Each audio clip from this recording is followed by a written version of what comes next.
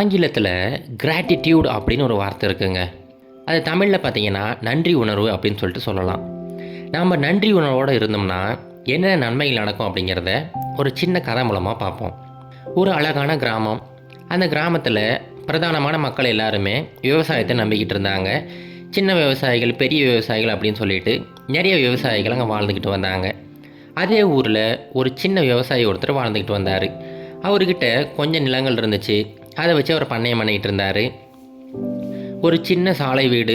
அவருக்கு திருமணமாகி ஒரு பையனும் இருந்தான். அந்த பையன் நல்லபடியாக ஸ்கூல் போய்கிட்டு இருந்தான். ஒரு நிறைவான ஒரு குடும்பம். ஆனால் அவர் மனசுக்குள்ளார ஒரு தீராத ஆசை ஒன்று இருந்துக்கிட்டே இருந்துச்சு. அவர் ஒவ்வொரு முறை காலையிலையுமே சீக்கிரமாக எழுந்து வயலுக்காக நடந்து போயிட்டு இருப்பார். அவர் போகிற வழியில் இன்னொரு பெரிய விவசாயி ஒருத்தர் இருந்தார். அந்த விவசாயிக்கிட்ட அரண்மனை மாதிரி மிகப்பெரிய வீடு ஒன்று இருந்துச்சு. அவர்கிட்ட நிறைய நிலங்கள் இருந்துச்சு. அவர்கிட்ட இருக்கிற மாடுகள் எண்ணிக்கை கூட அதிகம். அதை பார்க்கும்போதெல்லாம் இந்த சின்ன விவசாயிக்கு நாம் எப்போ தான் அவ்வளோ பெரிய மனிதராக மாறுறது, நாம் எப்போ பணக்காரர் ஆக போகிறோம் அப்படின்னு சொல்லிட்டு அந்த எண்ணம் தோன்றிக்கிட்டே இருக்கும். அந்த எண்ணத்தோடையும் அந்த பொறாமை உணர்வோடையுமே அவர் போயிட்டு வேலையை செய்வார். இது ஒவ்வொரு நாளும் தொடர்ந்துக்கிட்டே இருந்துச்சு. ஒரு சமயம் அவர் மனைவி கிட்டே இதை பற்றி டிஸ்கஸ் பண்ணிக்கிட்டு இருந்தார். நாம் எப்போ தான் பெரிய மனிதராக ஆகிறது அப்படின்னு சொல்லிட்டு அவங்க மனைவி கிட்டே சொல்லிக்கிட்டு இருக்கிறாரு. அதுக்கு அவங்க மனைவி சொல்கிறாங்க, என்னங்க நமக்கு இப்போ என்ன குறைஞ்சி போச்சு, இப்போது நமக்கு எல்லாமே இருக்குது. 3 வேளை சாப்பாடு நல்லபடியாக சாப்பிட்றோம். நம்மளுடைய பையனுமே நல்லபடியாக ஸ்கூல் போய்கிட்டு இருக்கிறான். எந்த குறையும் இல்லாமல் நோய் நொடி இல்லாமல் வாழ்ந்துக்கிட்டு இருக்கிறோமே, இது போதாதா அப்படின்னு சொல்லிட்டு சொல்கிறாங்க. ஆனால் அந்த சின்ன விவசாயி அதெல்லாம் கேட்குறதா இல்லை. இல்லை நான் அந்த பெரிய விவசாயி மாதிரி நான் ஒரு மிகப்பெரிய ஆளாக மாறணும், பெரிய பணக்காரர் ஆகணும் அப்படின்னு சொல்லிட்டு அதே எண்ணத்தோடையே அவர் வாழ்ந்துக்கிட்டு இருக்கிறாரு. ஒரு சமயம் நல்ல உச்சி வெயில் நேரம். இவர் வயலில் வேலை செஞ்சிட்டு இருக்கிறாரு. அப்போ அந்த வழியாக ஒரு வயதான மனிதர் ஒருத்தர் விறகு கட்டைகளை சுமந்துக்கிட்டு நடந்து போய்கிட்டு இருக்கிறாரு. இப்போ அந்த வயதான மனிதர் இந்த விவசாயியை கூப்பிட்றாரு, ஐயா உங்ககிட்ட தண்ணீர் இருந்தால் கொடுங்களேன், ரொம்ப வெயிலாக இருக்குது, எனக்கு ரொம்ப தாகமாக இருக்குது அப்படின்னு சொல்லிட்டு இந்த சின்ன விவசாயிக்கிட்ட தண்ணீர் கேட்குறாரு. உடனே இந்த விவசாயியுமே அவர் கொண்டு வந்திருந்த பானையிலிருந்து ஒரு கொஞ்சம் தண்ணியை எடுத்து அந்த பெரியவர்கிட்ட கொடுக்குறாரு. அவரும் ஆசை தீர குடிக்கிறாரு.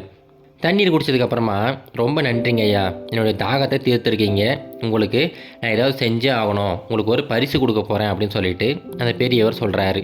உடனே அந்த சின்ன விவசாயி, இல்லைங்க ஐயா அதெல்லாம் வேணாங்க, என்ன போய் தண்ணி தானே அப்படின்னு சொல்லிட்டு அதை மறுக்கிறாரு. அதுக்கு அவர் சொல்கிறாரு, இல்லைப்பா அது சாதாரண பரிசு கிடையாது, நான் கொடுக்க போகிற பரிசு ஒரு மந்திர கண்ணாடி. அந்த கண்ணாடியில் பார்த்தீங்கன்னா உன்னுடைய முகமெல்லாம் தெரியாது, ஆனால் அதுக்கு பதிலாக உன்னுடைய வாழ்க்கையே தெரியும் அப்படின்னு சொல்லிட்டு ஒரு கண்ணாடியை எடுத்து அந்த விவசாயிகிட்ட கொடுக்குறாரு. கொடுத்துட்டு அந்த பெரியவர் அங்கேருந்து போயிடுறாரு. இந்த விவசாயியுமே அப்போ எதையுமே கவனிக்கலை. அந்த கண்ணாடியை எடுத்து அப்படி பையில் வச்சுக்கிட்டு மறுபடியும் அவர் வேலை செய்ய ஆரம்பிச்சிட்டாரு. சாயங்காலம் வீட்டுக்கு போகிறாரு. வீட்டுக்கு போனவர் அந்த பெரியவருக்கு கொடுத்து அந்த கண்ணாடி ஞாபகம் வருது. சரி என்னதான் இருக்குது எடுத்து பார்ப்போம் அப்படின்னு சொல்லிட்டு அந்த முகம் பார்க்கும் கண்ணாடியை எடுத்து அவருடைய முகத்தை பார்க்குறாரு. ஆனால் அவர் சொன்னது போலவே அவருடைய முகம் அங்கே தெரியல. அதுக்கு பதிலாக ஒரு காட்சி அங்கே தெரியுது. அது என்ன காட்சி அப்படின்னா, அவருடைய மனைவி ரொம்ப மகிழ்ச்சியாக சமைச்சிக்கிட்டு இருக்கிறாங்க. அவருடைய பையன் ரொம்ப மகிழ்ச்சியாக ஸ்கூலுக்கு போயிட்டுருக்கிறான். அவருடைய மாடுகள் எல்லாமே ரொம்ப மகிழ்ச்சியாக தூங்கிக்கிட்டு இருக்குதுங்க. இந்த மாதிரி ஒரு நிறைவான வாழ்க்கை இந்த மனிதரோட கண்களுக்கு முன்னாடி அந்த கண்ணாடி காட்டிக்கிட்டு இருக்குது. அந்த காட்சி முடிஞ்சதுக்கப்புறமா அந்த கண்ணாடி ஒரு மெல்லிய குரலில், இங்கே பாருப்பா, உனக்கு இப்போ எல்லாமே இருக்குது, நீ ஒரு நிறைவான வாழ்க்கை வாழ்ந்துக்கிட்டு இருக்க அப்படின்னு சொல்லிட்டு சொல்லுது. அந்த வார்த்தையை கேட்ட உடனே இந்த சின்ன விவசாயிக்கு ரொம்ப கோபமாயிடுச்சு. அட நீ வேறப்பா, நான் எவ்வளோ பெரிய கனவுகளோடு வாழ்ந்துக்கிட்டு இருக்கிறேன், இதெல்லாம் ஒரு வாழ்க்கையா அப்படின்னு சொல்லிட்டு அந்த கண்ணாடி எடுத்து ஓரமாக வச்சுட்டு மறுபடியும் படுத்து தூங்கிடுறாரு. என்ன தான் எல்லாரும் சொன்னால் கூட இந்த சின்ன விவசாயிக்கு ஒரு பெரிய பணக்காரர் ஆகணும் அப்படிங்கிற அந்த எண்ணம் தொடர்ந்து இருந்துக்கிட்டே இருந்துச்சு. ஒரு சமயம் அந்த பெரிய விவசாயி இருக்கார் பார்த்தீங்களா, அவர்கிட்ட நேராகவே போயிட்டு, ஏன்பா உங்கள்கிட்ட நிறைய நிலங்கள் இருக்குது, அந்த கிணறோடு சேர்த்து ஒரு நிலம் இருக்குது பார்த்தியா, அந்த நிலத்தை எனக்கு விலைக்கு வித்துறையா அப்படின்னு சொல்லிட்டு கேட்குறாரு. அதை கேட்ட உடனே அந்த பெரிய விவசாயி சிரிச்சுக்கிட்டே சொல்கிறாரு, அட நீ வேறப்பா, நான் எதுக்கு இப்போ நான் வியாபாரம் பண்ண போகிறேன், எனக்கு எந்த ஒரு பிரச்சனையும் கிடையாது, எனக்கு எந்த செலவுகளும் கிடையாது, அதனால் என்னுடைய நிலத்தெல்லாம் நான் விற்கிறதா இல்லைப்பா, தயவு செஞ்சு இங்கேருந்து கிளம்பு அப்படின்னு சொல்லிட்டு அவரை அனுப்பி விட்டுறாரு. இப்போ இந்த விஷயம் அந்த சின்ன விவசாயி மனசுக்குள்ளார உறுத்திக்கிட்டே இருக்குது. அவர் பெருசாக சபதம் போட்டுட்டு வராரு, நான் கண்டிப்பாக அவனுடைய எல்லா நிலத்தையும் வாங்க போகிறேன் அப்படின்னு சொல்லிட்டு அவருடைய வீட்டுக்கு வந்துடுறாரு. அன்னையிலிருந்து தொடர்ந்து உழைச்சிக்கிட்டே இருக்கிறாரு. புதுசாக நிறைய மாடுகள் வாங்குறாரு, வேறு சில நிலங்களை குத்தகைக்கு எடுக்கிறாரு. இப்படி ஒரே ஒரு நிமிடம் கூட வேஸ்ட் பண்ணாமல் கடினமாக உழைச்சிக்கிட்டே இருக்கிறாரு. ஆனால் என்ன தான் அவர் கடினமாக உழைச்சா கூட அவர்கிட்ட முன்னேற்றம் அப்படிங்கிறது கொஞ்சம் கூட இல்லாமலே போயிடுச்சு. அவருடைய மாடுகளில் ஒரு சில மாடுகள் நோய்வாய்ப்பட ஆரம்பிச்சிருச்சு. அவங்க மனைவி அவங்க மகனுக்குமே கொஞ்சம் கொஞ்சமாக நோய்கள் வர ஆரம்பிச்சிருச்சு. இப்போ என்ன பண்ணுறதுனே தெரியல, யோசிச்சுக்கிட்டே இருக்கிறாரு.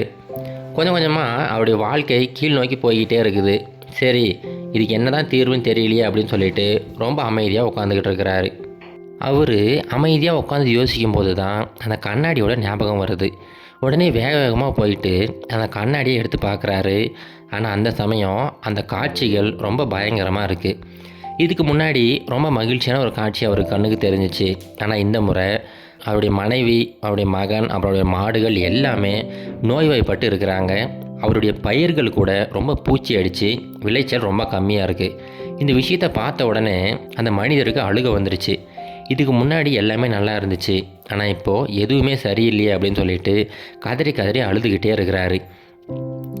ரொம்ப சோகத்தோட பக்கத்தில் இருக்கிற ஒரு கோவிலுக்கு போயிட்டு ரொம்ப அமைதியாக உட்காந்துக்கிட்டு கடவுளை வேண்டிக்கிட்டு இருக்கிறாரு. அப்போ அந்த வழியாக ஒரு துறவி ஒருத்தர் போகிறாரு. அந்த துறவி இந்த மனிதரை பார்த்த உடனே இந்த மனிதர் ரொம்ப சோகமாக இருக்கிறாரு அப்படிங்கிறத புரிஞ்சுக்கிட்டாரு.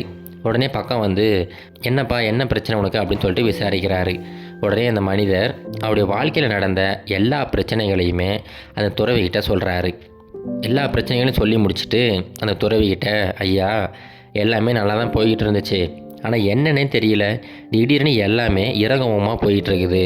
நான் எது தொட்டாலும் அது சரியாக போக மாட்டேங்குது, இதுலேருந்து எப்படி விடுபடுறதுனே தெரியலங்க ஐயா அப்படின்னு சொல்லிட்டு அந்த மனிதர் ஆள ஆரம்பிச்சிட்டாரு. உடனே அந்த துறவி சொல்கிறாரு, இங்கே பாருப்பா, நீ நாளையிலிருந்து உன்னுடைய வாழ்க்கையில் ஒரே ஒரு சின்ன மாற்றத்தை மட்டும் பண்ணு. நீ காலையில் எழுந்த உடனே உன்னுடைய வாழ்க்கை மேம்படுறதுக்கு யாரெல்லாம் உதவி செய்கிறாங்களோ எல்லாருக்கும் நன்றி சொல்ல ஆரம்பி. காலையில் எழுந்த உடனே உன்னுடைய மனைவிக்கு நன்றி சொல்லு, உன்னுடைய மாடுகளுக்கு நன்றி சொல்லு, உன்னுடைய பையனுக்கு நன்றி சொல்லு. இந்த மாதிரி உன்னுடைய வாழ்க்கையில் முக்கியமான நபர்கள் எல்லாருக்குமே நன்றி சொல்லு. இப்படியே செஞ்சுக்கிட்டு வா, கண்டிப்பாக உன்னுடைய வாழ்க்கையில் பெரிய மாற்றம் ஏற்படும் அப்படின்னு சொல்லிட்டு அந்த மனிதரை அனுப்பி விடுறாரு. அந்த மனிதர் அடுத்த நாள் காலையில் எழுறாரு. எழுந்து போயிட்டு அவங்க மனைவி கிட்ட, என்னுடைய வாழ்க்கையில் இவ்வளோ நாள் கூட இருந்ததுக்கு ரொம்ப நன்றிம்மா, என்னுடைய இன்ப துன்பங்கள் எல்லாத்துலேயும் பங்கெடுத்துருக்கிற அப்படின்னு சொல்லிட்டு மனைவிக்கு நன்றி சொல்கிறாரு. இது வந்து புதுசாக இருக்குது, அதனால அவங்க எதுவுமே கேட்டுக்கல. அடுத்து அவங்க பையனை ஸ்கூலுக்கு ரெடி பண்ணி அவரே கூட்டிகிட்டு போயிட்டு ஸ்கூலில் விடுறாரு. அதுக்கப்புறம் அவருடைய நிலத்துக்கு போகிறாரு. அங்கே போயிட்டு அங்கே பயிர்களுக்கெல்லாம் நன்றி சொல்கிறாரு, அவருடைய மாடுகளுக்கு நன்றி சொல்கிறாரு. இதை தொடர்ந்து செஞ்சுக்கிட்டே வந்தார். கொஞ்சம் நாட்கள் கழித்து பார்த்தீங்கன்னா அவருக்கே தெரியாமல் அவருடைய வாழ்க்கையில் கொஞ்சம் கொஞ்சமாக மாற்றங்கள் ஏற்பட்டுச்சு. அவருடைய பயிர்களில் இருந்த பூச்சிகள்லாம் இப்போ காணாமல் போயிடுச்சு. அவருடைய மாடுகள் நல்லபடியாக குணமாயிடுச்சுங்க. அவருடைய மனைவி மகன் 2 பேருமே இப்போ குணமாயிட்டாங்க. அந்த சமயம் திடீர்னு அந்த கிராமத்தில் ஒரு பெரிய பஞ்சம் ஏற்பட்டுடுச்சு. அங்கே இருக்கிற ஆற்றுல இருந்த தண்ணியெல்லாம் மொத்தமாக வறண்டுருச்சு. நிறைய விவசாயிகள் அவங்களோட பயிர்கள்லாம் கருகி போயிடுச்சு. இப்போ இந்த மனிதர் எல்லாருக்கும் உதவி செய்ய ஆரம்பிச்சிட்டாரு. யாருக்கெல்லாம் தண்ணி இல்லையோ முடிஞ்ச வரைக்கும் இவருடைய கிணத்துலேருந்து தண்ணீரை பகிர ஆரம்பித்தார். யாரெல்லாம் அவருடைய பயிர்களை காப்பாற்ற முடியலையோ அவர்களுக்கு நெல்மணிகளை தானமாக கொடுத்தாரு. இதனால் இந்த கிராமத்தில் இந்த சின்ன விவசாயி மேலே எல்லாருக்கும் ஒரு விதமான அபிமானம் ஏற்பட ஆரம்பிச்சிச்சு. இதை பார்க்குறதுக்கு எல்லாருக்குமே ஆச்சரியமாக இருக்குது. அந்த பெரிய விவசாயிக்குமே ரொம்ப ஆச்சரியமாக இருந்துச்சு. இப்போ அவரே இவர்கிட்ட வந்து, எப்படிப்பா அந்த மாற்றம்? இதுக்கு முன்னாடி எப்போவுமே உன் முகத்தில் ஒரு பதட்டம் தெரிஞ்சுக்கிட்டே இருக்கும், ஆனால் இப்போ அந்த பதட்டமெல்லாம் இல்லாமல் ரொம்ப அமைதியாக இருக்கியே, என்ன காரணம் அப்படின்னு சொல்லிட்டு விசாரிக்கிறாரு. அதுக்கு அந்த சின்ன விவசாயி சொல்கிறாரு, அது ஒன்றும் இல்லைங்க, இதுக்கு முன்னாடி எங்கிட்ட என்ன இருக்கோ அதெல்லாம் எதுவுமே நினைக்காம எதெல்லாம் என்கிட்ட இல்லையோ அதை நினச்சி ரொம்ப வருத்தப்பட்டுக்கிட்டே இருந்தேன். ஆனால் ஒரே ஒரு நாள் ஒரு துறவி எனக்கு உதவி செஞ்சார். அதன் மூலமாக இப்போ என்கிட்ட என்னெல்லாம் இருக்கோ அதுக்கு ரொம்ப நன்றி உணர்வோடு இருக்கிறேன். அதனால் ஆட்டோமேட்டிக்காக என்னுடைய வாழ்க்கை பல மாறுதல்கள் சந்திச்சிருக்குது அப்படின்னு சொல்லிட்டு எல்லாருக்கும் அந்த விஷயத்த சொல்கிறாரு. இப்போ அந்த கதையில் வந்தது போல தாங்க, நாமும் பார்த்திங்கன்னா நம்ம எதிர்காலத்தை நோக்கி எப்போவுமே ஓடிக்கிட்டே இருப்போம். நம்மக்கிட்ட இல்லாத விஷயத்தை நோக்கி எப்போவும் நம்முடைய வாழ்க்கையை செலுத்திக்கிட்டே இருப்போம். ஆனால் உண்மையிலேயே நம்முடைய வாழ்க்கை இப்போ நல்ல நிலைமையில் கூட இருக்கலாம், அதுக்கு பல பேரை உதவி செஞ்சுருக்கலாம். அந்த மாதிரி எல்லா விஷயத்துக்கும் நீங்கள் நன்றி உணர்வோடு இருந்தீங்கன்னா கண்டிப்பாக உங்களுடைய வாழ்க்கை எப்போவுமே நல்லாயிருக்கும். அதனால் இதுக்கப்புறம் அந்த கிராட்டிடியூட் அப்படிங்கிற விஷயத்த என்றைக்குமே விட்டுறாதீங்க. எப்போவுமே நன்றி உணர்வோடு இருங்க. கண்டிப்பாக எல்லாருமே அந்த நினச்ச உயரத்தை அடையலாம். இது கரேஜ் டாக் மோட்டிவேஷன் கதைகள்.